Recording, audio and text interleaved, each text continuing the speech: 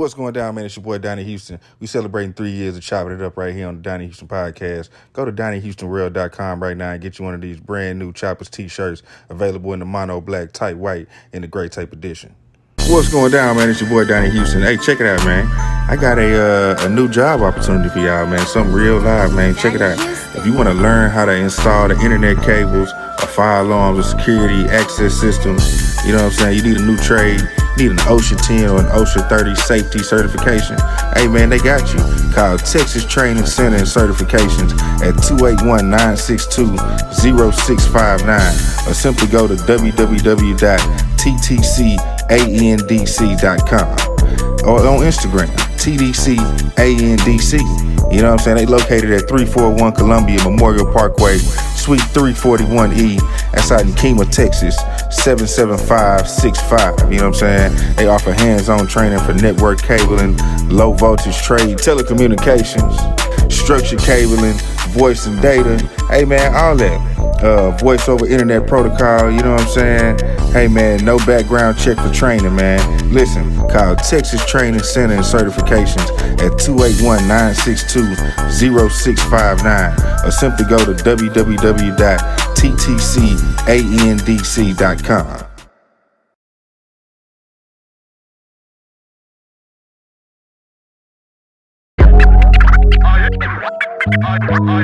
Yeah, man, it's going down to the Donnie Houston podcast. I am Donnie Houston. Check it out, man.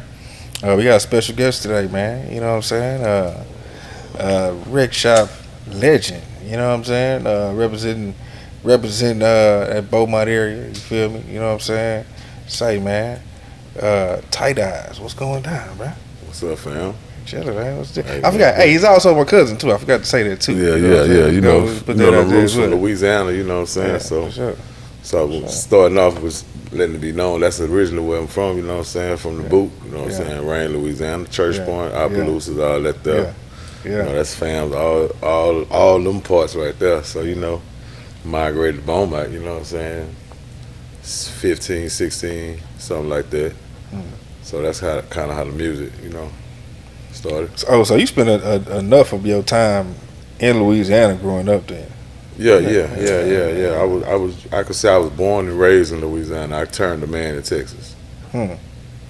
So what made y'all come to Beaumont when y'all was was you already rapping and all that by the time y'all came to? Not officially, but I was always fucking with it. You know what I'm saying? We hadn't put nothing out and shit, but I had many. You know what I'm saying? Little handmade cassette tapes and shit that we done put together. You know what I'm saying? As kids and shit. So it was always an inspiration as a little kid, because my old man was a DJ and a school teacher, so I was around music, all the bazaars and stuff like that. My old man to be the DJ, well, they called it record house at that time. Like, you know what I'm saying? He'll be the DJ of that shit. So I'm always helping with the equipment, knowing the new music that's out. You know what I'm saying? So it was always just a part of my little toolbox. You know what I'm saying? Yeah.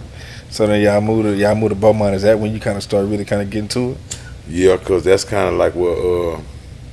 But like I said, I was like turning to 17, 18, about to graduate out of high school. So it was at that point where I had to figure out what the hell I was gonna be doing. You know what I'm saying? You was in sports and shit at that time? See, that's the thing. Like when I moved to from Louisiana, Texas, I couldn't be involved in none of the athletics because I had so many required subjects that I had to take over from. You feel me? And then it was like our credits that we had in Texas was like 24 that you needed to graduate, and we needed 19 in Louisiana. So I needed more credits, so I couldn't even fuck with athletics because of the extra classes I had to take up, and I couldn't afford to lose none of my, you know what I'm saying? Like I couldn't put courses ahead of athletics because I wouldn't have graduated. So I was like, fuck it. So that's when it got serious. I was like, fuck it. Music is what I'm finna do. Oh, like shit. Right in my senior year, you know what I'm saying? I was like, fuck it, I can do it.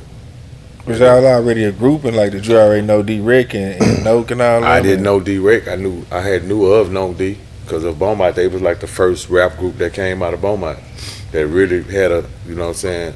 Noke D was in the group. Yeah, Noke D was in the group. And they was hard, you know what I'm saying, back then. So he was like one of the only niggas that we knew in Beaumont that was on music on the level of being serious like we was trying to be. And then the Pimp C shit and Bun B, UGK, my kinfolk Sean, the one that's with the Pimp Tyte with me, he went to school with them in Port Arthur. So it was real feasible for us to like, man, we can do this shit. I know them niggas. They can do it. We can do it, cuz. You know what I'm saying? So we linked up and just like took it serious and just started writing real songs. And at that time, that's when Rick was kind of going back and forth to Beaumont. Well, not going back and forth, but he would stay in Atlanta. But you know, on holidays and shit like that, niggas would come home to visit the family and shit. And I don't want to say it was like Thanksgiving or something like that. One of my first cousin was classmates with D Reck. And he knew that he was fucking with the music shit, because we didn't even know nothing about the music shit that he was doing, you know what I'm saying? But he was like, man, I'm gonna put y'all, I'm gonna link y'all up. At this time, we wouldn't even call it D Reck, you know what I'm saying? His name, you know, call him another name and shit.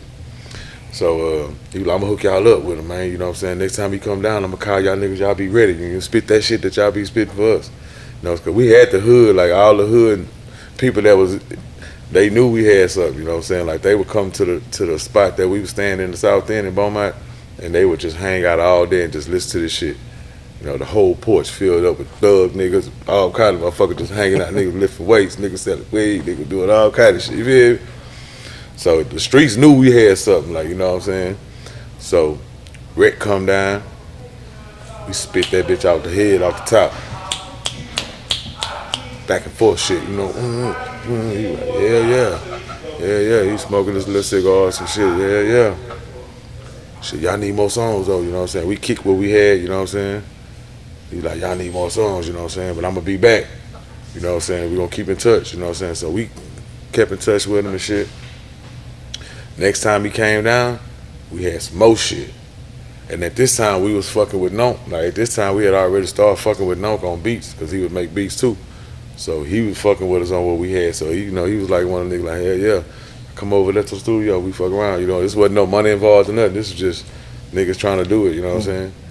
So we had like about 5 or 6 songs and shit like that, and then Reck was like, yeah, we gonna do some real business, you know what I'm saying?